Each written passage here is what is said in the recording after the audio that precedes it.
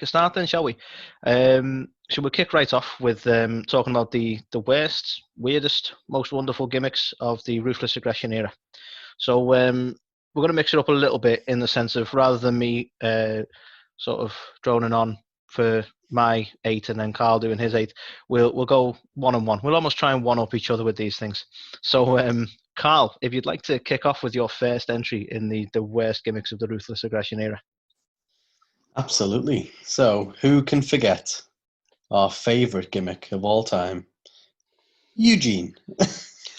Oh, what a classic this one was. Fucking Eugene. So, I mean, like, today, this kind of gimmick would never fly. You know, they would not entertain it now. Exactly. He's effectively a special needs individual who has got a love for professional wrestling, but can't really do anything in the ring, and so he just gets battered every week, and not the best look when you're just basically beating up a special ed kid. For And am I right in saying that there was like a lot of storyline where Vince McMahon took a particular dislike to Eugene? Or am I imagining that? I feel like there was a feud specifically between them, like he just hated him unnecessarily, like Vince McMahon tends to do. I could be wrong on that, but I feel like there was a lot of like, because he seems to get involved with weird shit like this. Like, do you remember Zach Gowen? And then it specifically went to, Vince McMahon's going to beat up a one-legged fella just because. So I distinctly remember Eugene, but I feel like Vince McMahon was involved in those stories quite a lot. Correct me if I'm wrong, Carl. Yeah, so I think that kind of partly stemmed from the fact he was meant to be the nephew of Eric Bischoff, who was the Raw GM at the time. So obviously Vince and Eric Bischoff apparently were at odds at this point in time. So why not use the time to berate a special needs individual as Eugene?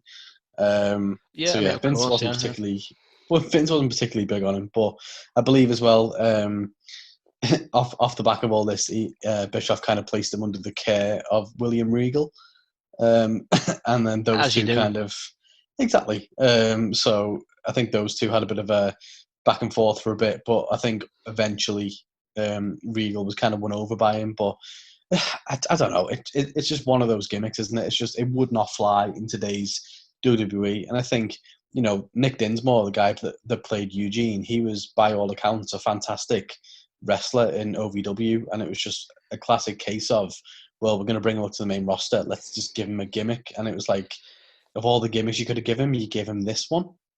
And this, I don't know if this was a choice on Dinsmore's part or WWE's, but it's one of them occurrences that we'll see a couple of times in this segment, actually, where they've not gone back to developmental, they've not been repackaged, they've just been gone. I think he might have had some time on the independents, but certainly his only tenure with WWE was this. I'll correct myself, actually. I was going to say this Eugene gimmick. That was the notable one. He did have a very strange moment of being Dunk the Clown as well. I don't know if you remember that. Why not? Everyone's had a go being Dunk the Clown. This. Yeah, one of the random occurrences of Doink in the recent years was actually Dinsmore, just as a slight side note. But barring that, which wasn't a proper run as Doink, it was just one of them strange moments for me where it's like, well, that's him gone. A gimmick that just ruins a wrestler's career. Like, it's a shame because by all accounts he's quite. To be honest, he's quite talented for trying to sell something as horrendous as that and still being a decent wrestler as well. Yeah, I mean, you know, death by gimmick, I think, is a prime example here. He was I don't know, like, by all accounts, he was a fantastic wrestler and had tons of ability. And in OVW at the time, he was kind of seen as like the main guy, the guy who would go on and be like a trainer and all that good stuff. And then obviously he got his opportunity to be called up, and yeah, what a gimmick to do. I mean, in fairness to the guy as well, he did a fantastic job. Obviously, he's not, you know, special needs or anything, but you know, he sold it really well. And I think that's the thing, is like, he's done a good job of something that was poor taste from a creative point of view, but he's not the creative elements of WWE. They've made that call to make this character, and he's ran with it, and he's done the best he could to sell it. Yeah, and I think, you know, we kind of talk about it as a terrible kind of Ruthless Aggression era gimmick, but for someone like Nick Dinsmore, like, he's living his dream. He was working with Hulk Hogan, he was working with The Rock, he was literally working with everyone in this gimmick. Yeah, he was thrust into some really big I don't want to say matches per se, because the matches themselves weren't massive, but obviously, like you say, interacting with some of the biggest in the business. So fair enough. One of them. If Vince called us up and said, "Okay, so we're going to have you guys be the Mongos tag team, and you're going to go out there and just play a certain gimmick that didn't make any sense," I mean, we would do it. So it's what it is. I mean, yeah, as long as you get to interact with your childhood heroes and there's a paycheck in it, I can understand why a lot of people would jump on that sort of thing, and that's probably the basis for a lot of these horrendous fucking Exactly. bookings. So what I want to do, Carl, because there's a strange parallel here, I'm going to see your Eugene. I'm going to raise you a Festus. Oh, okay. Because for some reason, this wasn't the only. I'll say disabled. I don't think they ever clarified what the deal was with Festus. Oh, no, they sort of did. We'll get onto it, but so the one I'm going to bring to the table is a tag team of Jesse and Festus. I mentioned the tag team because this is another one of those things where WWE like to book being redneck and hillbilly as a gimmick. Most recently done with the likes of Heavy Machinery being, that blue collar solid kind of thing. This was probably done a lot less serious and a lot more ridiculous. And to be honest, Jesse was kind of a bit played in that because of Festus, really. But it was a strange booking in which Festus was completely sort of blank and absent unless he was in the ring. So when it comes to like the vignettes and the backstage segments, played by Luke Gallows at the time. I'm sure this is probably one of his favourite gimmicks. And he sort of just stood there with that blank expression on his face until the bell rang. And then the minute the bell rang, he would completely change. And then obviously we had a bit of back and forth with this gimmick. I believe they inevitably just sort of fizzled out, the tag team. I don't recall a specific break or break up or anything along that line. But this essentially fizzled out, this weird idea of this sort of mentally absent Festus, and then we get to a point where he ends up being an enforcer for CM Punk when CM Punk was doing his I don't know what it was called at the time, but his Rollins Straight Messiah, Edge Society. his Straight Edge Society thing, very it feels very akin to me to that the Monday Night Messiah, the way he was, like, and as part of that, he had rehabilitated Festus. Apparently, it was due to, I think, pills or something like that as to why he was like that. So the savior, CM Punk, comes along, rehabilitates Festus, and he then is repackaged as a more able-minded Luke Gallows. I don't know if he was actually called Luke Gallows at the time. I can't even remember what they called him when he was in the Straight Edge Society. But yeah, I think they went with the whole Luke Gallows thing as opposed to Festus. It was like Festus was his trance name or something like that. Who knows what they come up with? But for me, this whole kind of gimmick was not just offensive on a whole, like, he's a bit slow kind of thing, but it was like offensive against the South, because even though Jesse didn't really have much of a role in this, the fact was there were a couple of hicks. Biscuits and gravy and whatever, and it was like, which I'll be honest, guys, as a Brit, and some of you will know, biscuits in this country are not what you call biscuits. So biscuits and gravy sounds absolutely disgusting to the pair of us. But I do understand that there's something totally different in the States. Kind of like a savoury scone is the way I can imagine it. That's probably the most British thing I think I've heard you say, Carl.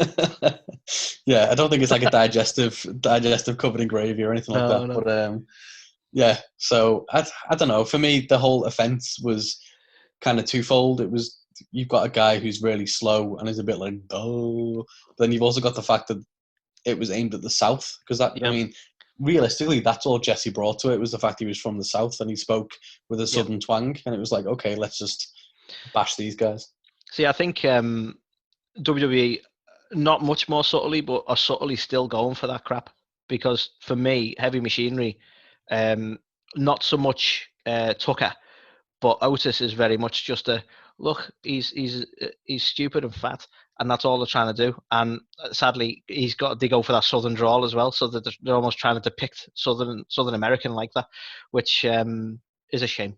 They've never got over that. But again, it's WWE. I could go on all day about how they've never really been great.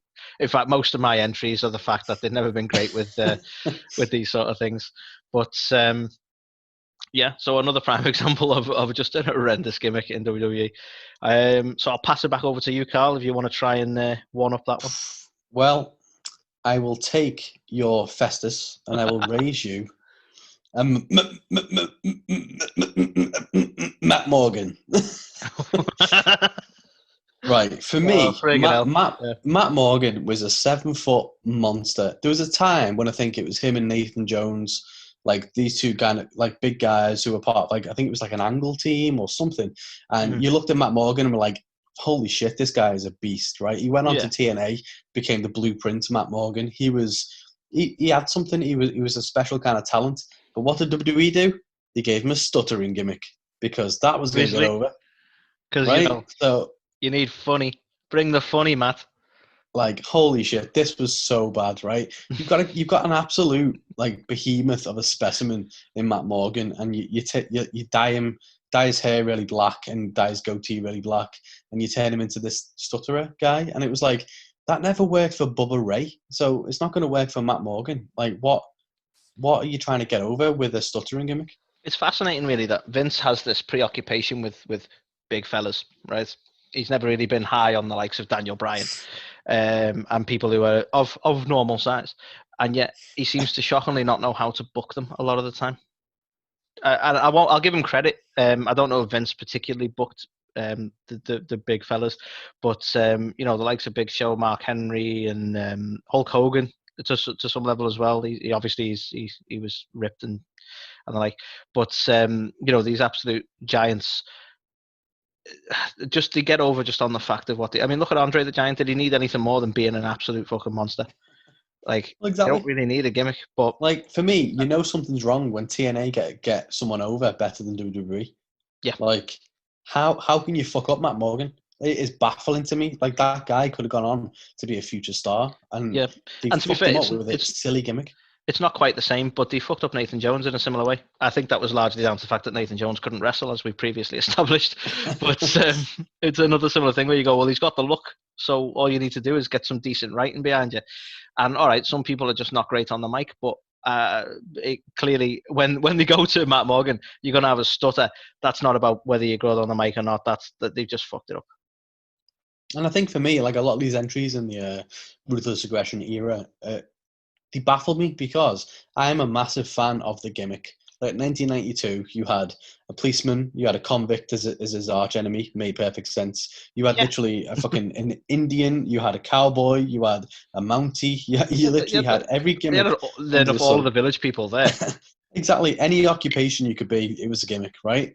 And I loved it. I absolutely loved it. But for me, it was at the time where Ruthless Aggression was this whole new direction for the company and stuff like that. And then they still had these gimmicks, but they weren't even like over gimmicks. It was just stupid shit that didn't make any sense. It was like childish things in a time that was meant to be like reality era. And I think that's the problem, isn't it? We've come out of the Attitude Era and we're trying to be more realistic without being overly PG, which I believe was the next era we go into.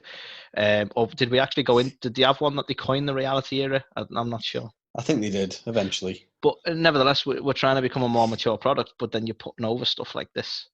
It's ridiculous. And he's not on either of our lists, but I mentioned Zach Gowen as well. I think he was Ruthless Aggression, just as an extra tidbit. It's like he purely, like, let's put over the fact he's only got one leg. He was incredible, like, for what he could do in the ring. He was doing moonsaults and everything. I mean, it was massively impressive, but all he wants to do is concentrate on the one leg thing. Weird. Yeah. I think, which, don't get me wrong, is it's mesmerizing. I remember watching it, and you're like, God, it's mesmerizing to watch. So you do notice it, but you don't need to make it an angle, you know.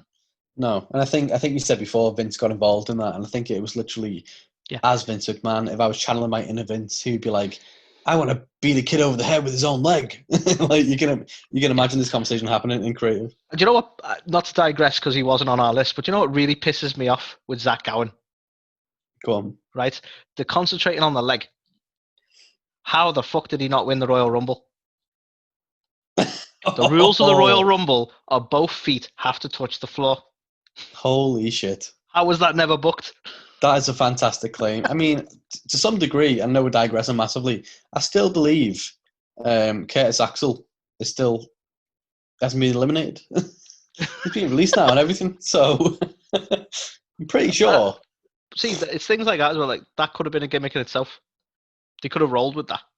But Well, that's it. I mean, he tried to, didn't he? He built his own website and everything, Axelmania or whatever it was, and it was the countdown or like the count of how long it'd been since he entered the Royal Rumble and not being eliminated. But I don't know. They just don't capitalize. no, the thing is, it's worth a try because, like, look at people like Zack Ryder, who admittedly WWE made a big point of squashing him again, but he got himself over in his own right with his own reality element on YouTube. So it was definitely worth a try. It's a crying shame they didn't recognize potential. I say potential. I honestly don't know. You don't see enough of Curtis to know whether he's got the potential or not. I really hope he gets signed somewhere so I can see whether he's actually talented. I know, yeah. Like all this time, like, oh, it's WWE. Imagine if he's just like shite. It's like, Just a oh, massive letdown. Kay Hennig is fucking turning his grave. What did my son become?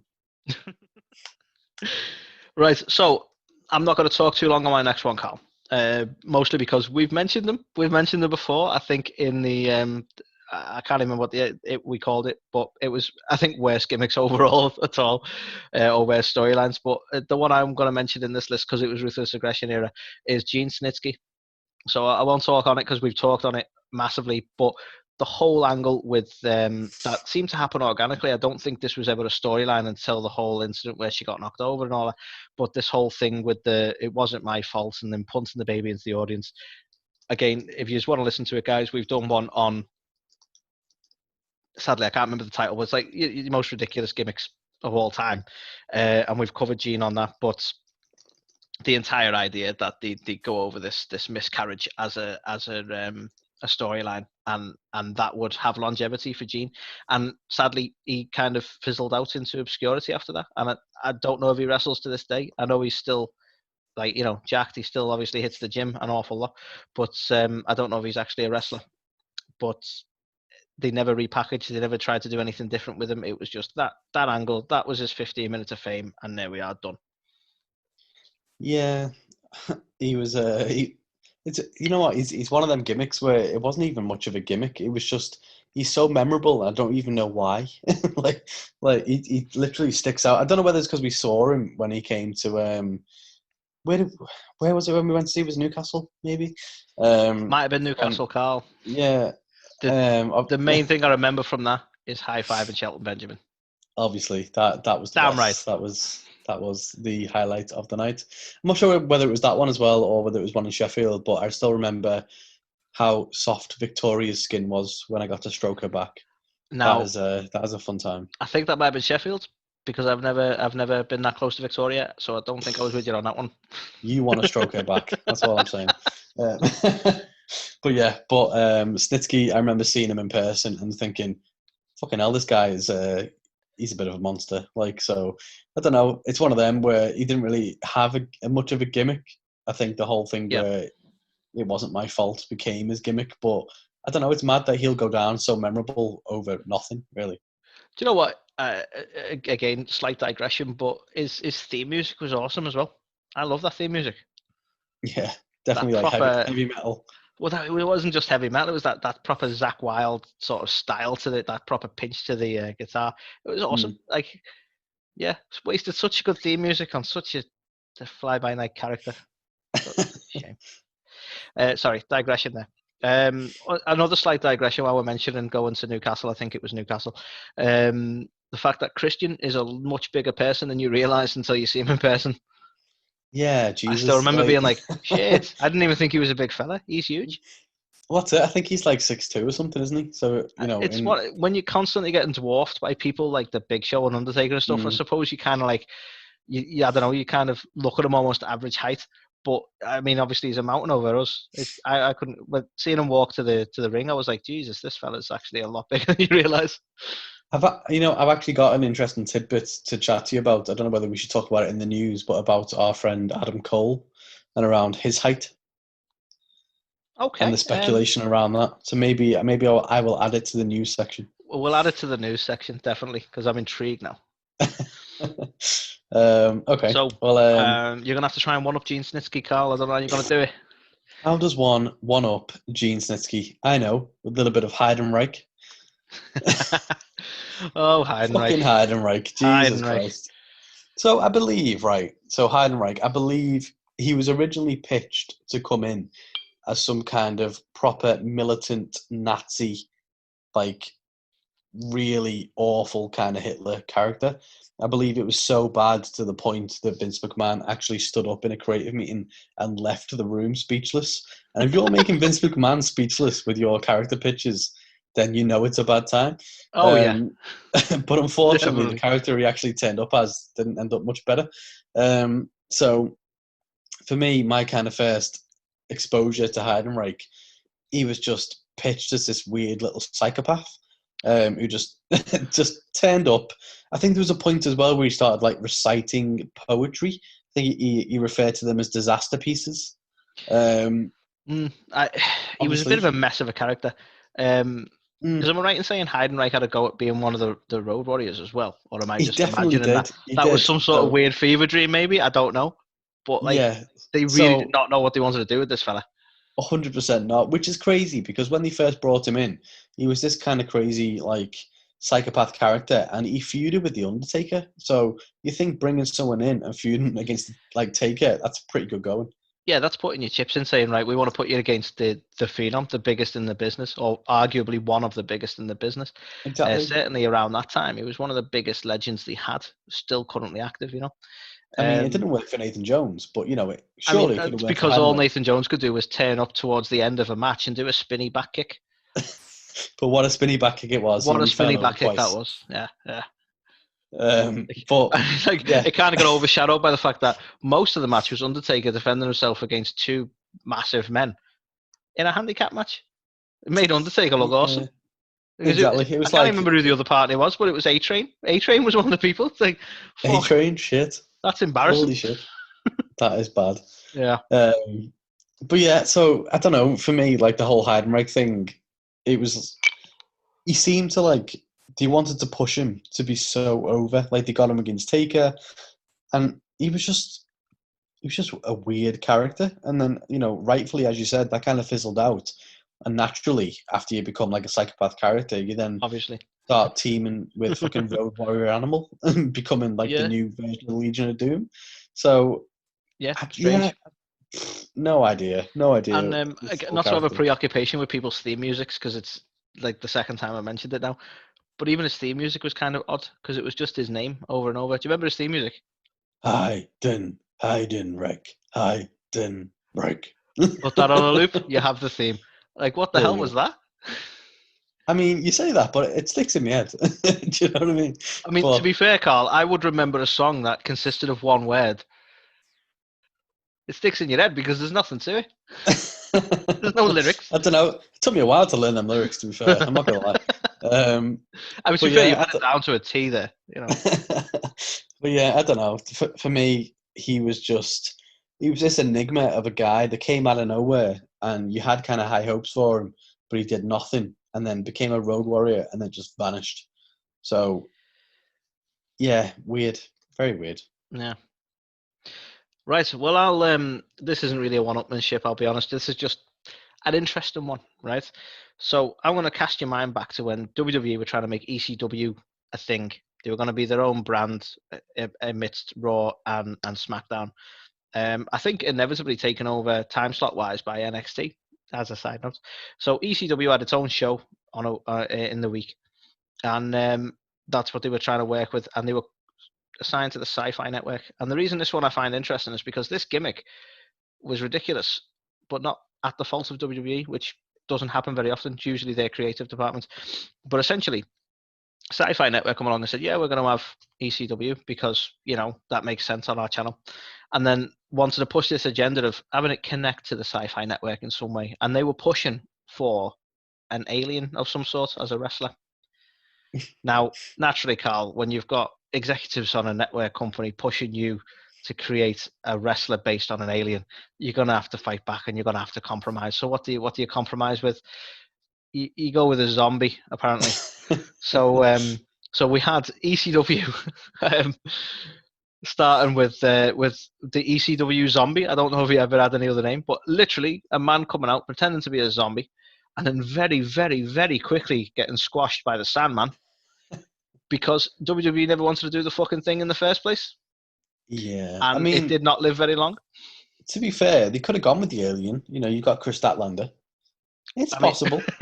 damn, you're right. Boop. You know, Wow. it could work. They could have, all they needed was a Chris Statlander. But yeah, for me, this was, it wasn't even, I mean, it was the gimmick. I'm not going to say it wasn't the gimmick. It was But stupid. It was at a time when we're not going to buy it. Everyone gets behind the Undertaker, the undead, but this was just literally like a cheesy Halloween kind of zombie. This was not like, I'm not saying Undertaker's more realistic than yeah, this, but this was like, this is too much of a suspension of disbelief. We can't do it. We're willing to forgive a lot, but the no. problem with this, the reason why it fell on its ass, is it was brought back for the debut of ECW. ECW was coming back, and it brought in like the ECW fan base, the Philadelphia faithful. It was a time for I mean, bear in mind hardcore. we had Taz on commentary, we had the Sandman back.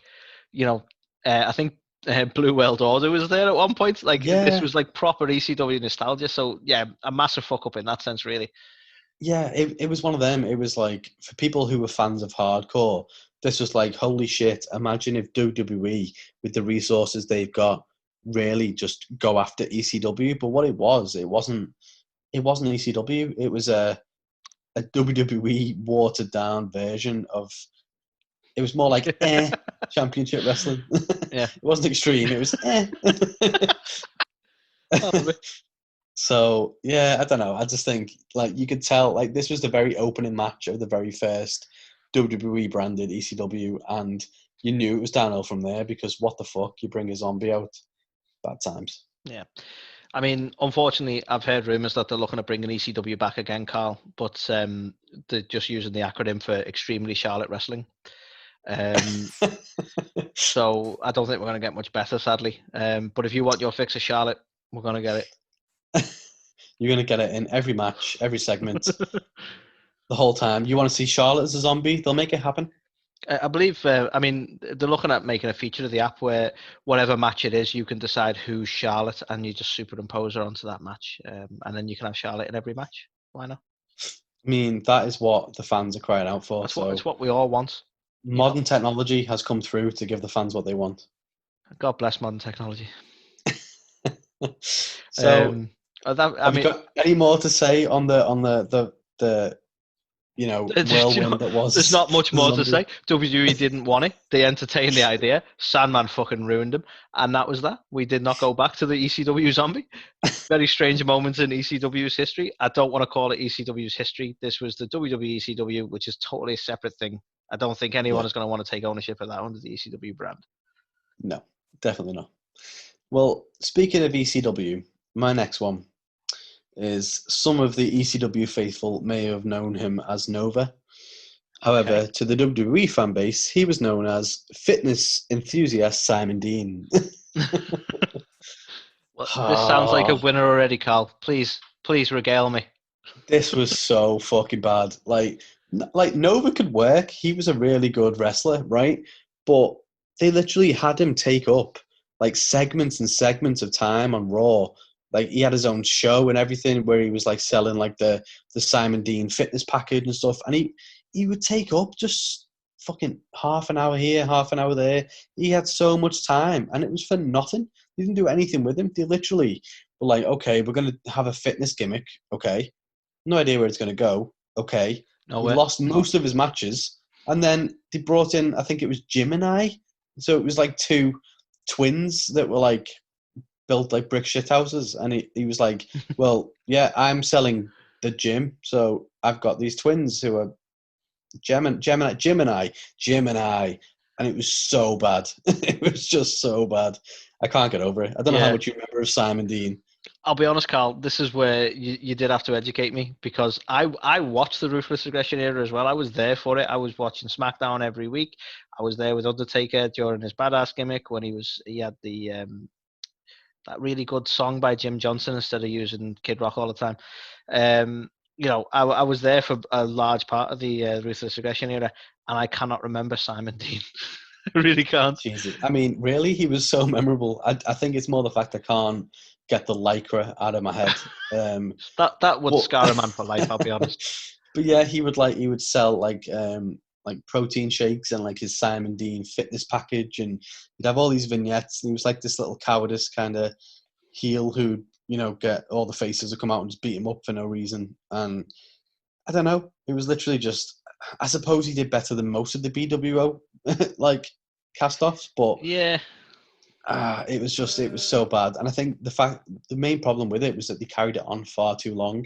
It was a gimmick that should have just died really early on. They found something else for him, but yeah, it was one of them, and unfortunately, one of the worst, I think. Yeah, no, I'm with you on that. As I say, I seem to have deleted him from my memory. I'll be honest with you, but it sounds very scarring, very scarring. What I will do though is I'll while we're talking about people who were brought in essentially from other brands and kind of ruined by WWE, I think it's only fair that we mention the Mexicools.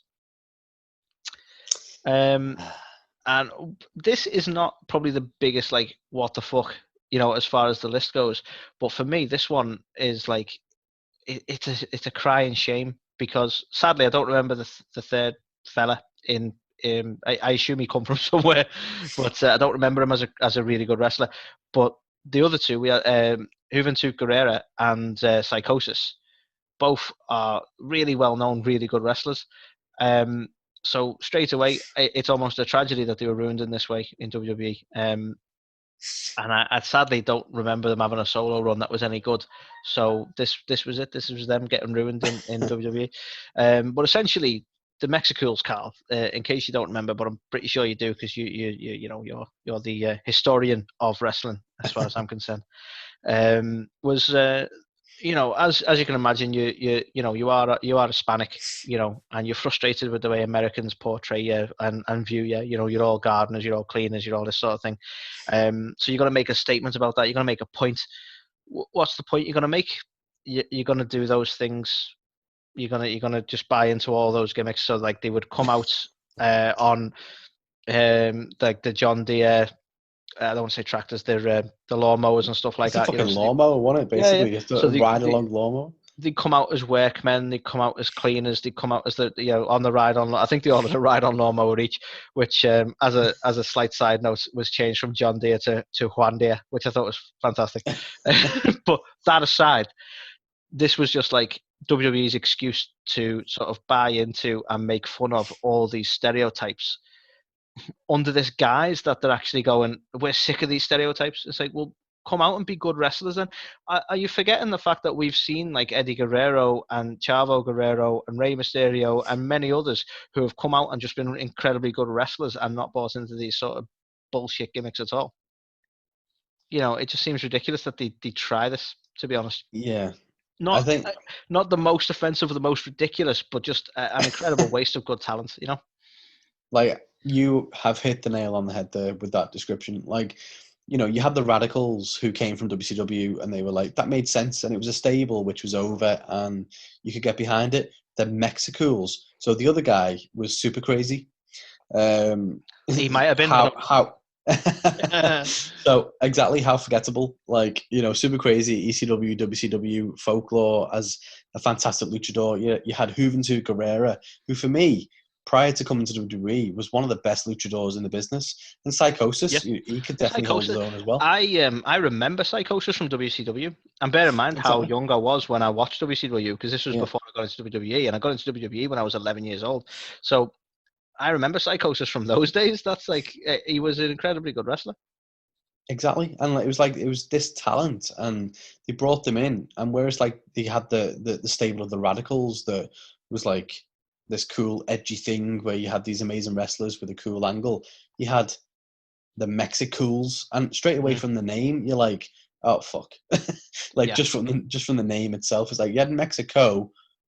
CO, what if we add an OL and make a Mexicool? Like, you can just I can literally picture how this stuff unfolds, and like, let's have them come down like typical Mexicans because they're probably gardeners. Let's have them come down on lawnmowers, and I was like, oh, it was just so bad. Yeah, cringeworthy, and Yeah, and you know the annoying thing is, and I can't guarantee this, but this gimmick fizzled out. As I don't know if you recall this, Carl, but Juventud Guerrera actually left the WWE. He was released by WWE.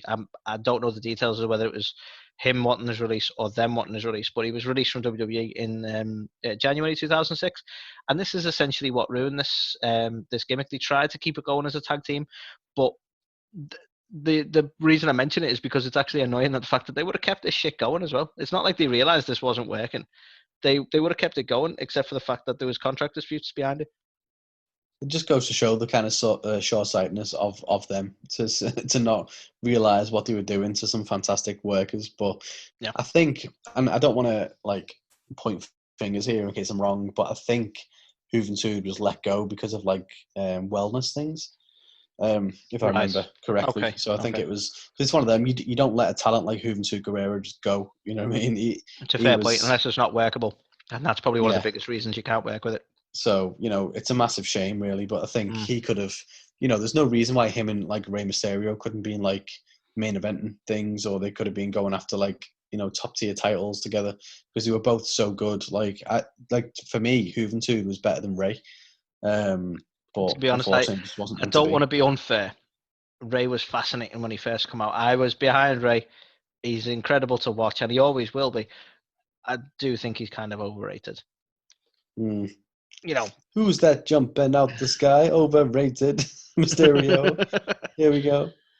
Yeah. But no, the reason I say overrated is I still don't really. It doesn't sit well with me that Rey Mysterio was in the world title picture. Again, agree or disagree, but when he's going up against the likes of Batista, it did not stack up in my head, and I think he went for the world title run too soon anyway.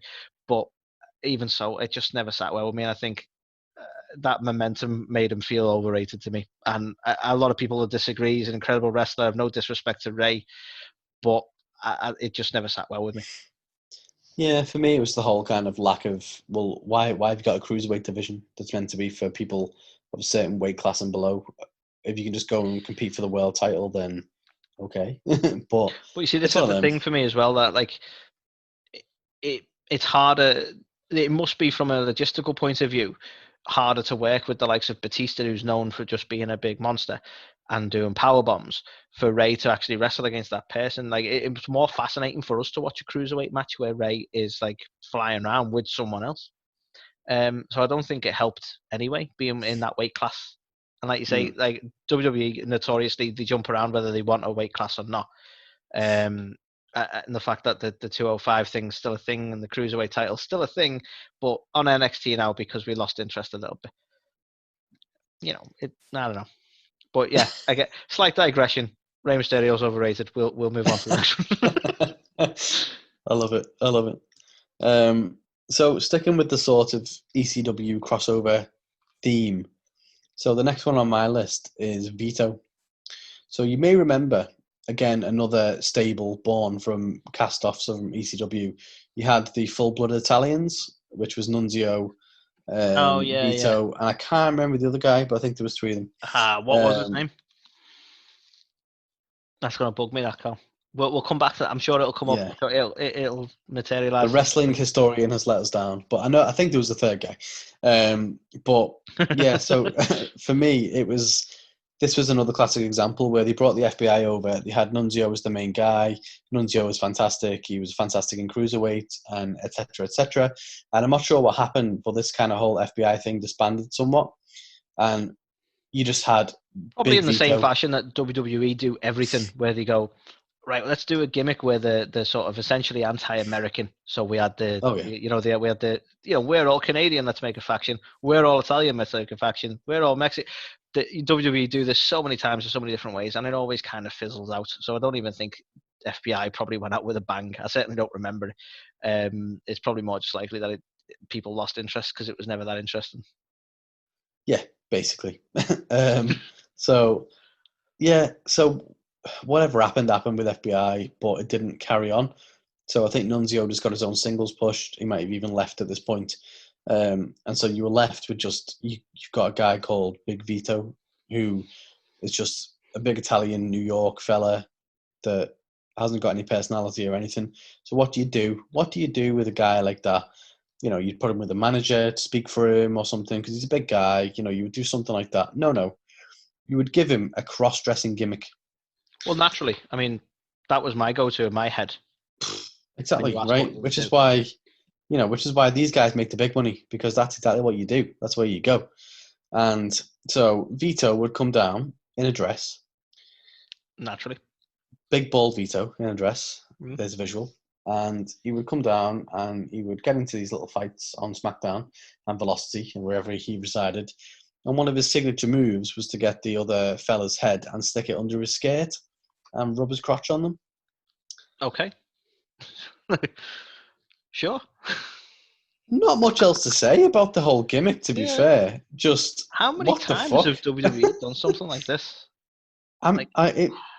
It must be a Vince fetish, mustn't it? Yeah. The whole kiss my ass club and everything. Yeah. Like, I mean, it's got to be a Vince Rikishi thing. was a big thing. The stink face was his finisher. I mean, to be fair, Rikishi, you've got carte blanche as far as I'm concerned. If you want to come back today and be Rikishi and do the stink face, fine, go for it. But yeah, and am I right in saying I'm struggling to recall them? I don't want to digress from the original point. But didn't we have a tag team as well that where their gimmick was real men wear skirts? Wasn't that a thing as well? Was that the Headbangers? I think it might have been the Headbangers. Sure. And I don't know. I don't know if that was necessarily WWE born, but they certainly were there. I don't know. Just happens. The surprise. Well, I think it was either Thrasher or Mosh came. It was either before that or after that. He was known as Beaver Fever or something, and he was basically used to just wear like raccoon titties and a tail. So nice. There you go. That's Yep. All different walks of life on WWE. All fairly represented and in no way ridiculed. That's what I love about the show. Yeah. So, Carl, if I could take over. This one, for me, was probably I don't know, because I loved the Dudley Boys. So, at the time, this was probably like, what the fuck? And maybe not, as far as ridiculousness goes, maybe not the biggest one here on the list. But do you remember when Bubba Ray left the company for whatever reason Bubba Ray left the company for, and we were left with Devon on his bill, and he was like, I need to do something, and they repackaged Devon as a reverend. Didn't explain how he come to be a reverend, but he was a reverend, and it made sense because testify stuff was stuff he always did anyway. But so he come out full, the white collar and all that, with a he had a deacon with him. I don't know if you remember some no-name wrestler at the time who was his deacon who come out with him, and he just went full on like preachy sermon kind of guy. Do you remember this gimmick? Unfortunately, I do. This is do you know probably what? more. I actually don't think the gimmick is the biggest issue. I think it's the fact it was Devon and the fact that this is where you're going after the Dudleys. This is probably the bigger issue. I literally don't know what happened here. I believe this stemmed from the fact that they went with the brand split.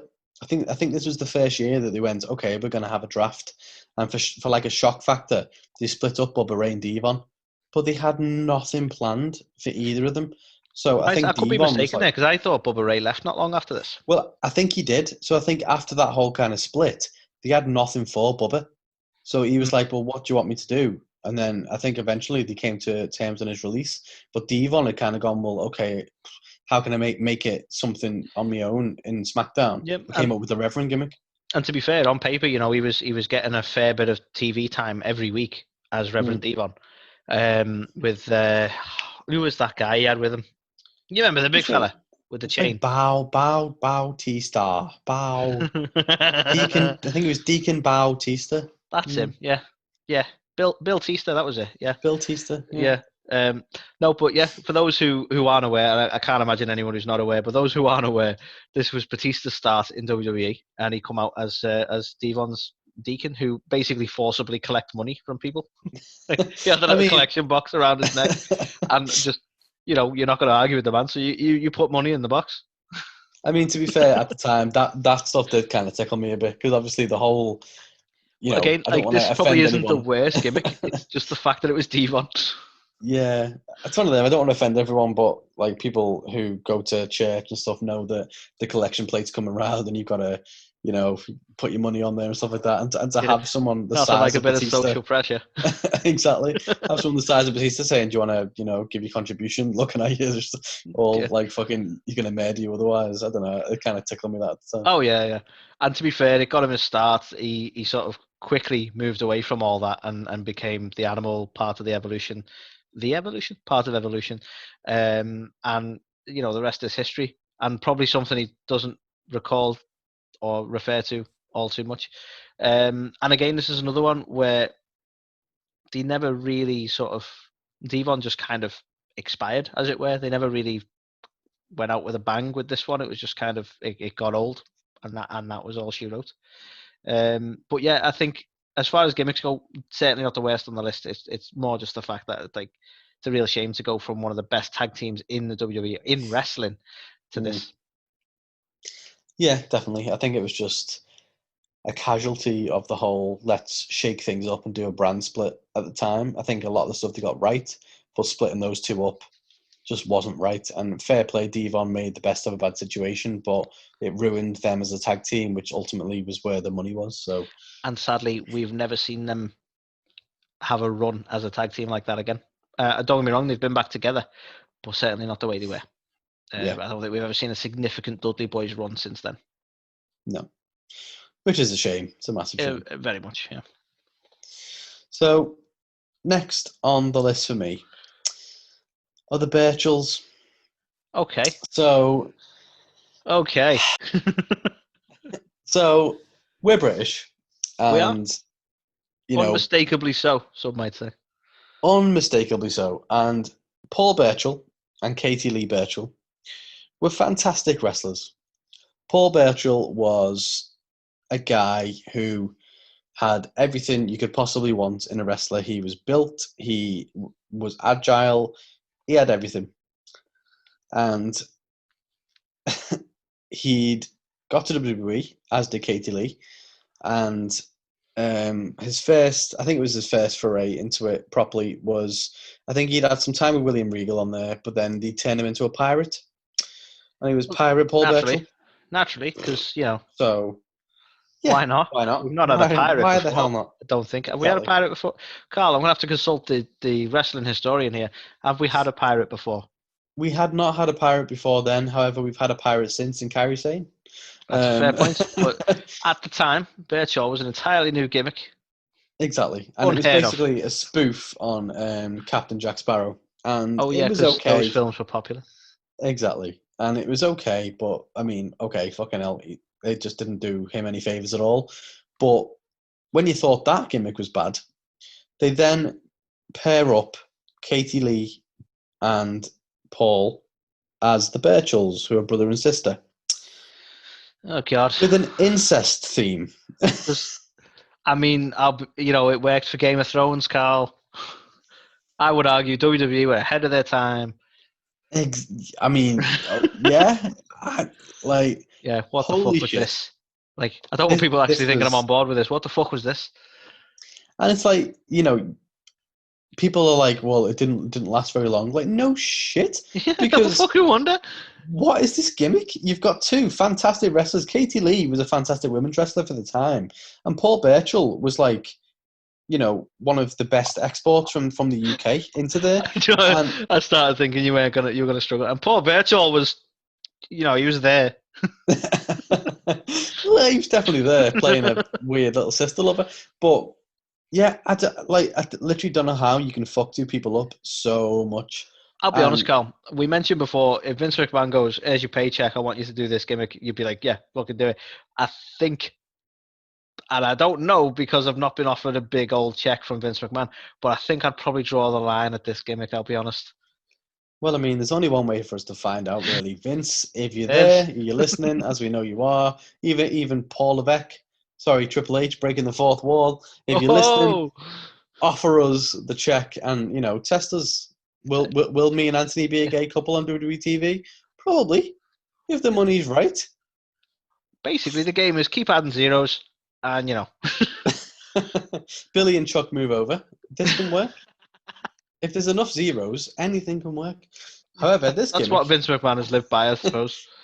this gimmick with the Birchells did not. And for me, it was just a massive shame. I don't know whether it was just a whole kind of, I mean, I'm not patriotic. People know I'm not patriotic. I don't give a fuck about the UK.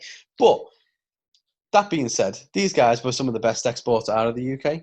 And it was just such a shame to see how they were mistreated in their time over there. Yeah. I mean, to be honest, it's one of them where I take your point. Like, we're not, I suppose by most Americans' count, we're not patriotic because they're like massively patriotic, right? But at the same time, you take a bit of pride, don't you, when like for an industry and a show that is an American show and an industry that is dominated, pro wrestling is dominated by America. There's no two ways about that. The biggest side of it is America. The UK independents are a thing, but they weren't as big a thing. So you can take some pride when you see someone come in from our country and make it big. We took pride in Paige, coming in and essentially being like one of the front runners in the women's evolution, as it was, being one of the youngest women's champions and so on. You can take pride in that because she's one of us, and that is something we still can do, even as patriotic or not as patriotic as you are. That's something you can do, but at the same time, it comes with the other side of the sword, doesn't it? Where you go, well, when they fuck something up, that's just embarrassing. Yeah, and we are patriotic to a degree. Like we will back Drew We McIntyre. He's British. Yeah, until he we fucks love up, William in which case Regal. he's Scottish. As much as William Regal doesn't, well, you know what, you make a good point, yeah. It's the Andy Murray effect, right? It's the Andy Murray effect. We love him like one of our own until he fucks up, and then he's that Scottish bastard. But listen here, Drew.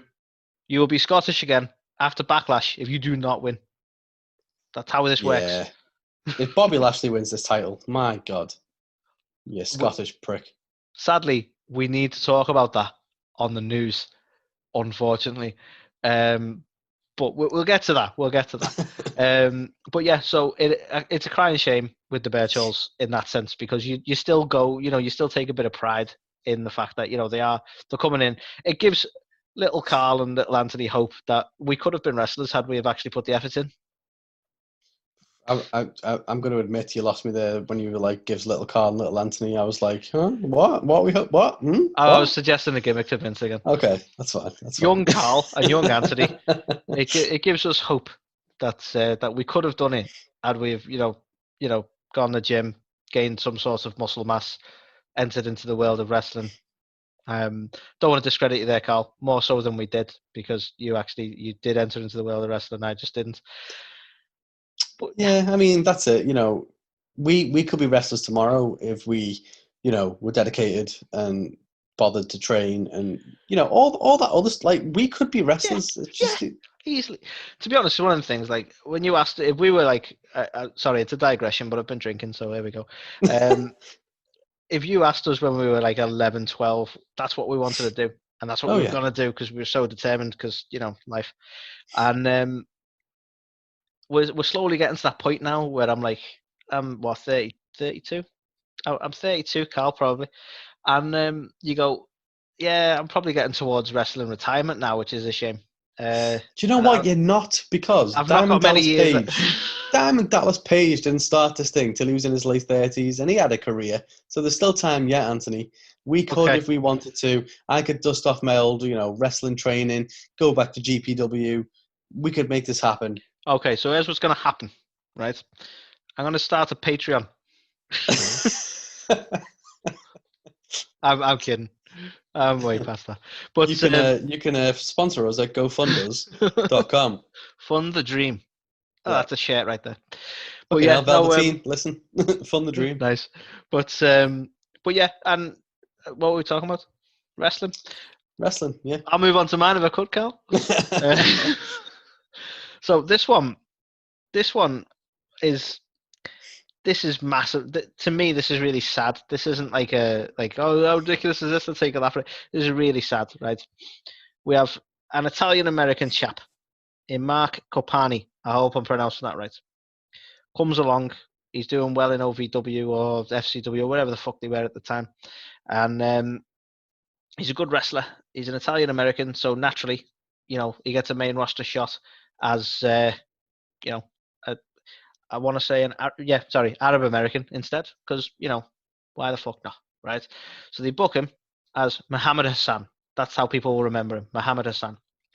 And the gimmick itself wasn't necessarily going to be a bad idea, because the way they were portraying it was Muhammad Hassan didn't like the way that Arabs were portrayed in America and by America, especially since 9/11, which touchy subject, but they could have made work. They could have had him come in and be a good wrestler and be a good guy and change that perspective if that's what the aim was. And that's apparently, according to the gimmick, what the aim was. However, we get to a point, and I'm going to gloss over a lot of stuff. He's been on the roster. He's this guy, right? And, he praises Allah, although they kind of cut that back. They didn't have him pray on screen too much because apparently people didn't like it. But again, we'll gloss over that slightly. And we get to a really, really difficult point where he had a enforcer of some sort called Davari, who was in a match with, I want to say John Cena The Undertaker at the time, and was losing to Undertaker. And then they made the cringeworthy booking decision, and this is not on Muhammad Hassan, all right? They made the cringeworthy booking decision to have Hassan pray at the ramp, and then a series of masked men come out with your army camo pants and balaclavas on, with like piano wire and bats, and basically terrorists come out to attack Undertaker and choke Undertaker, which is all very cringeworthy, very difficult stuff to watch. And sadly, they're also a slight victim of timing, because this was in poor taste. There was no disputing this was in poor taste, but this happened around the time of the London bombings, which obviously we all remember, Carl. So this was it was a bit of a hotbed at the time anyway. Now, this happened just before it, so I'm not saying they were stupid enough to go ahead with this gimmick right after that, but this caught a massive load of attention, to the point that the network was saying, no, we do not want to see Muhammad Hassan on the screen. That's the point they got to WWE. WWE, they didn't pull him. They were told no, right? So this poor fella was then sort of pulled from screens. I think they wrote some sort of kayfabe reasons, like, he's not going to be on the screen until people start respecting or whatever. But essentially, they pulled him for that reason, because the network was saying, no, no, too difficult, too touchy a subject. No, we're not doing it. And then he was sent back to developmental, and sadly, that's where his career ends. And that's why this one is less amusing, less cringeworthy. It's just sad, because he was never repackaged. He was never given another shot. I believe, this isn't a sad thing, but I believe he's a principal of a high school now, so he doesn't even wrestle. And this was his run in WWE, which is stuck with this incredibly difficult notoriety. Like, he'll always be remembered, but sadly for the wrong reason. So that, not to lower the tone at Carl from slightly amusing, that's my next one, because it's such a difficult victim of timing, but a really victim of bad taste on WWE's part as well. And also a victim of his own success, really, because he was a fantastic heel. Well, yeah, sadly, they booked Muhammad Hassan as a heel who was trying to change the view of Arabs in America by being a bad guy. Again, booking choices, WWE decisions all the way through, but he was a very good heel. This isn't new territory for the WWE. They've had the whole Iron Sheik, they've had the whole Nikolai Volkov, they've had Sergeant Slaughter betraying the US at the time. I forgot about Sergeant Slaughter, yeah. Sergeant Slaughter, yeah. They've had this stuff before, and I think he's just a victim of the fact of how the world is changing and how the political correctness movement has moved on. For me, though, I think this is WWE. After 9/11, they should have just avoided this sort of gimmick. Yeah, well, yeah. This is some of the problem here, that they went ahead with something like this after 9/11. It's like, nah, people are still. And bear in mind, this we're talking like what, 2006, 2008. 2005. So this is way too close to the knuckle. No, don't do it, WWE. And I totally agree. This is when the world's changing and moving towards a more PC world. But at the same time, this was probably a bit too soon. As far as like the tragic 9/11 and terror attacks. It is such a shame, because it worked, because he was a fantastic heel and he got the type of heel heat that you want for a top level heel. It was just insensitive at the time for them to do it the way that they did. So unfortunately, he was just a victim of that. I don't think he did anything wrong. If anything, he played that role fantastically. But it's just a shame to see that as you said, he just ended up retiring from wrestling and becoming a teacher. You know, you still got Sean Devari now, who's like a road agent and stuff for the business, and he carried on with it, and he came back and managed a couple of other like Indian wrestlers and stuff like that. So, you know, it was just a shame, I think, because he was so talented. For me, it was literally just the gimmick was too much for him, and I don't think there was any coming back. So it was just a shame. And I'm never sure what the justification, like you say, it might have been that there's no coming back, but the fact that they never let the sort of, you know, the dust settle and repackage as anything else, because obviously he was an Italian, so they didn't have to lean into the Arab American thing. They could have repackaged him however they saw fit, really. And it's just a shame he never got another run with something else. Yeah, definitely. So, do you want to bring the mood back up, Carl, please? So how can we bring the mood back up? I know, by big black sexy bastard known as Big Daddy V. Big Daddy V. So I mean, fucking hell. So this guy, he was king. He was King Mabel. He won King of the Ring. He'll always be King Mabel to me, Carl. He joined the ministry as Viscera, and then he became a big love machine known as Big Daddy V. Yeah, and I'm surprised Mark Henry didn't come at him for some sort of copyright infringement here. I'll be honest with you, but yeah, sexual chocolate version 2. But yeah, fuck it. This gimmick, man. Oh my god, he was. I think he was trying to get it on with Lillian Garcia for a bit, and he was basically just.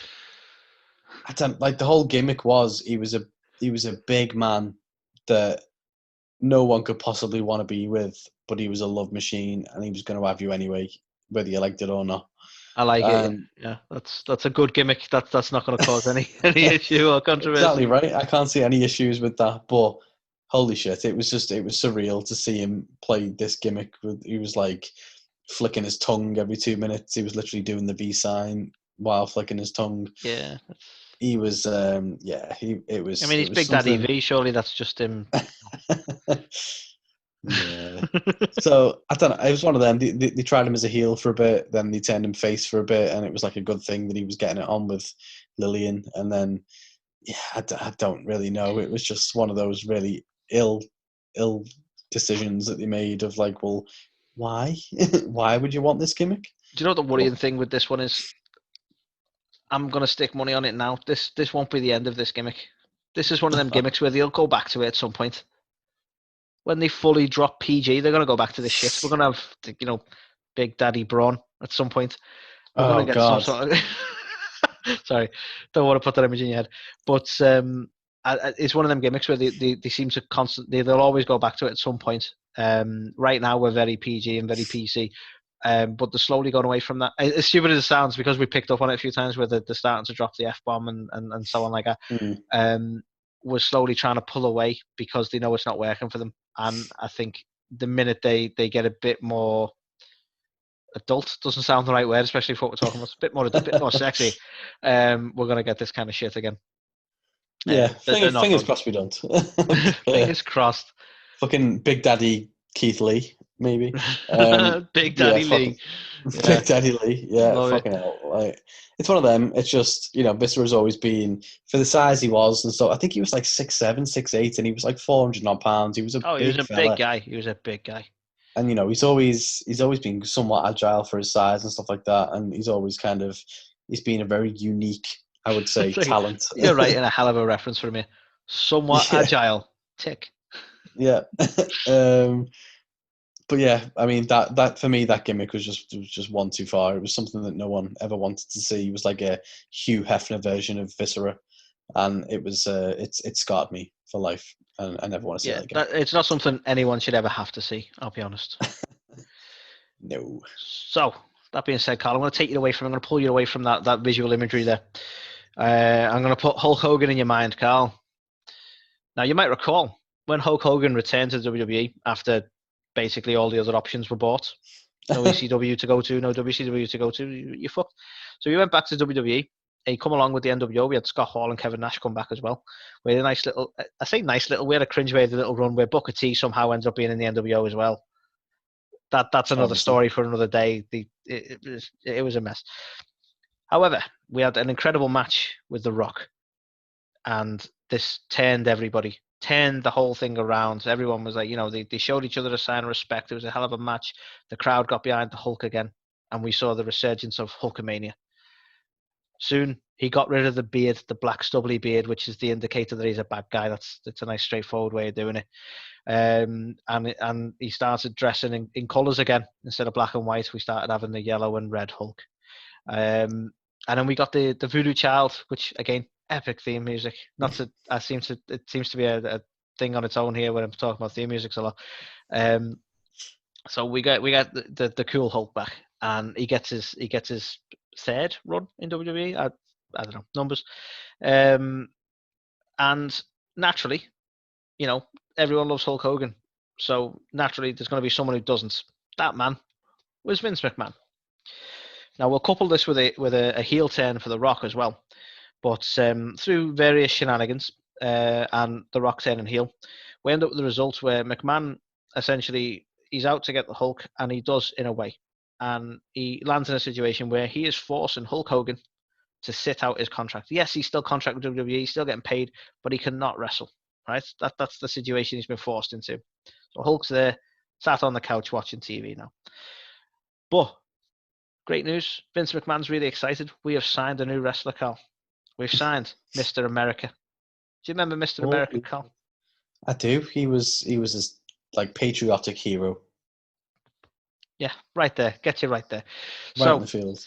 Mr. America debuts. We hear an all too familiar theme music in I Am a Real American. I fight for the rights of every man. And lo and behold, a fella comes out looking shockingly like Hulk Hogan, I'll be honest. However, dressed in blue, so clearly not him. And he wears a mask. So who could it be? We don't know. This was done. I mean, the gimmick itself is not too ridiculous. Like the ad list back and forth with them, where Vince McMahon clearly knew, much like everyone else, that it was Hulk Hogan, because the mask still showed the handlebar mustache and everything. There's no way. He was still doing the Hulk moves, all that. He was still coming out to the Real American theme music, which was Hulk Hogan's original theme music, I believe. And it was clearly Hulk, and that was the whole idea, that Vince McMahon each week then was trying to prove that it was Hulk. I remember distinctly one point they tried to make him do a lie detector test, and he passed, because in Hulk's own crazy mind, he wasn't Hulk, he was Mr. America, so he was going to pass the lie detector, right?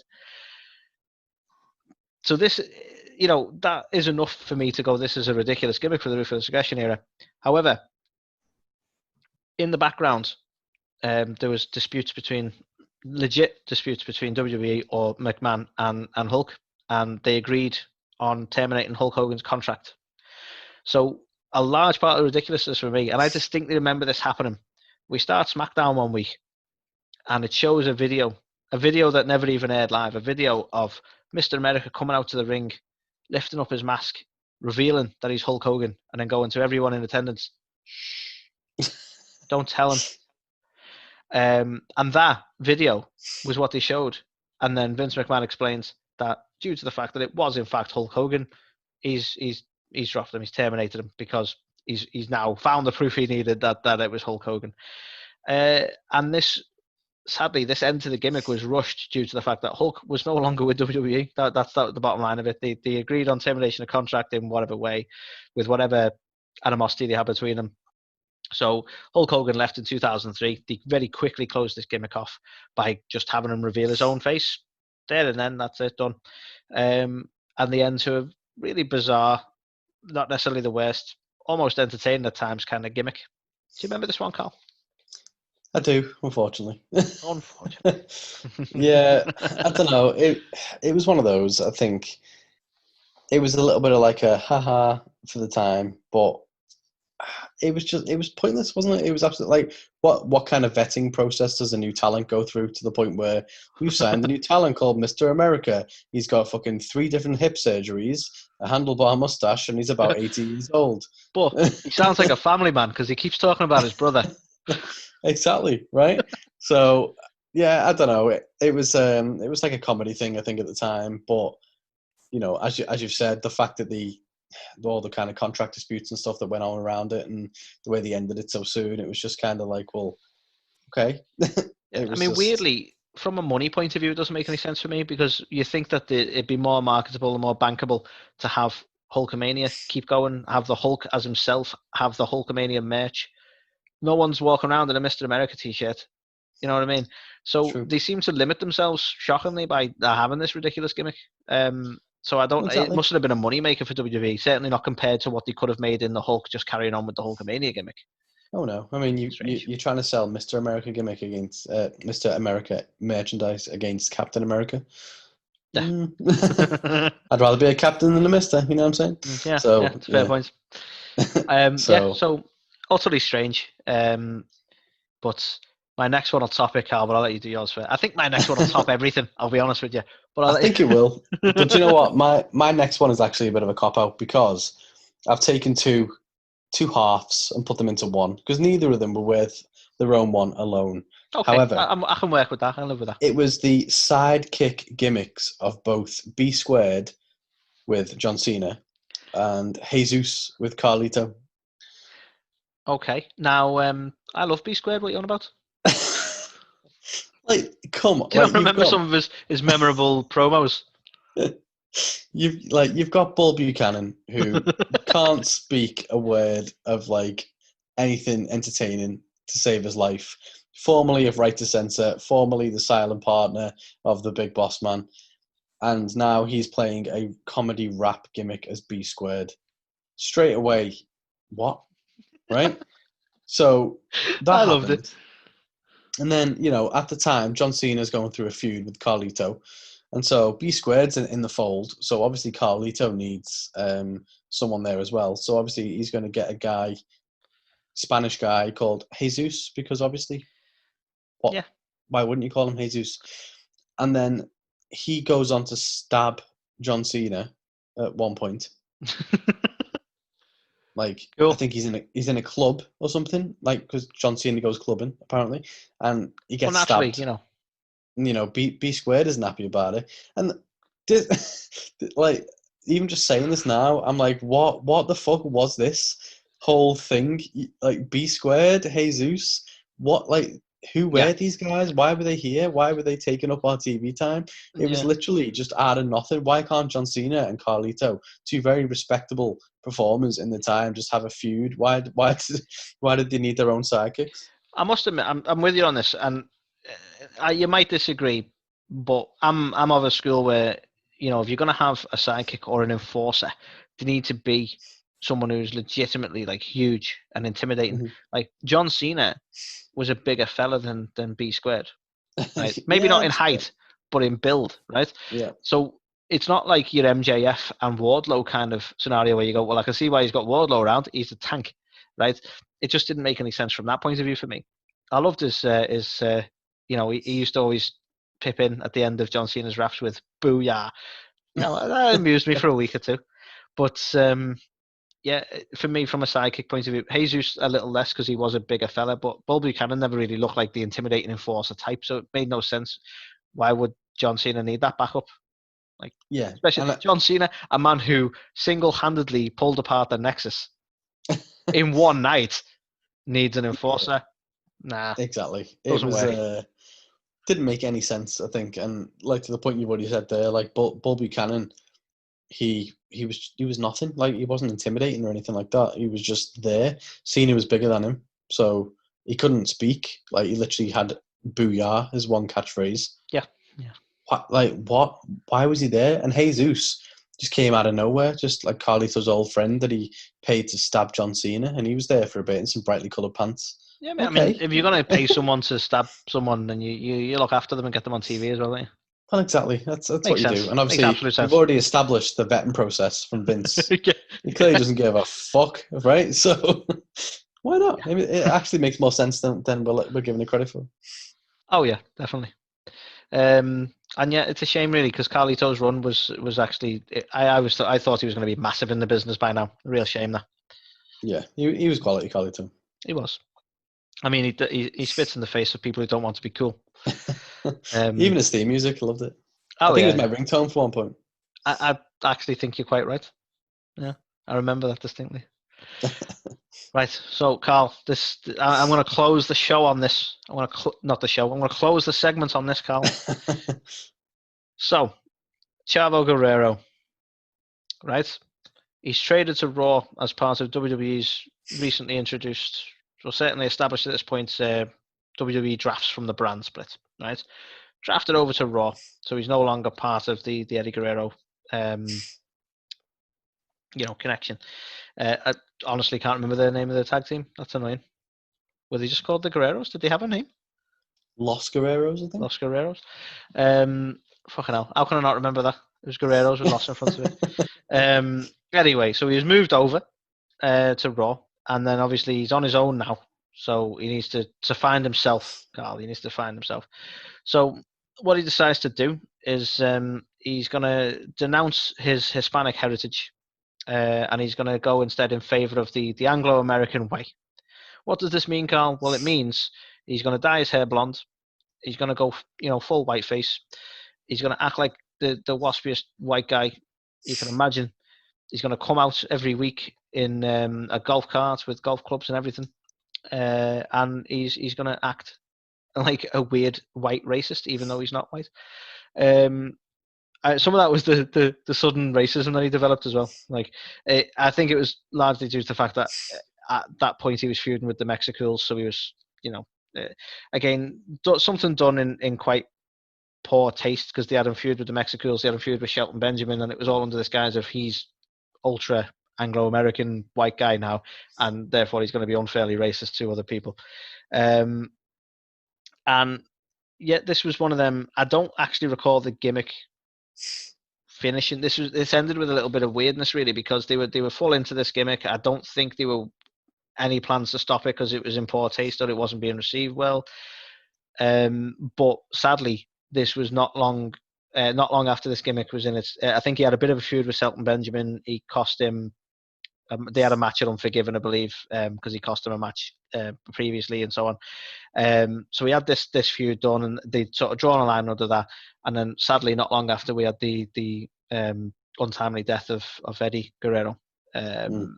And this was essentially what ended this gimmick, because I think Chavo, he needed to sort of,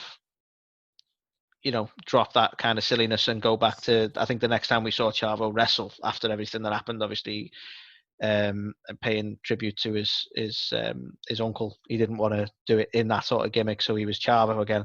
And I think then any sort of match subsequently that he had with WWE, he was paying homage to Eddie. So then he was back in his Chavo Guerrero guise. He was hitting the frog splash and paying as much tribute as he could to his uncle, understandably so. So the gimmick kind of, I don't even want to say fizzled out. It sort of had to end because it just wouldn't have been in good taste to carry on after everything that happened, really. Yeah, I mean, if there's one notable thing from this gimmick was it was introducing Nick Nemeth, who was Dolph Ziggler, as Kerwin White's caddy. Wow, I didn't actually pick up on that, really. Yeah, so I remember him being part of the Spirit times. Squad, but I don't remember him being the caddy. Yeah. Wow. So I'm not sure if this was pre-Spirit Squad or post, to be perfectly honest, but he was Kerwin White's caddy for a bit in here, where he basically just took orders from him and stuff. But yeah, I remember just seeing him thinking, fucking hell, like, who's this guy? Shows you, doesn't it? Unreal. Madness. All right. So for me, Carl, I'm closing the night out on that one. Hispanic guy pretends to be a white guy. That's how I'm going to end it. That's definitely up there. That's my closing on that. That is what I would add as probably the most ridiculous Ruthless Aggression gimmick. Don't know if you want to disagree, Carl, but I think that's probably number one right there.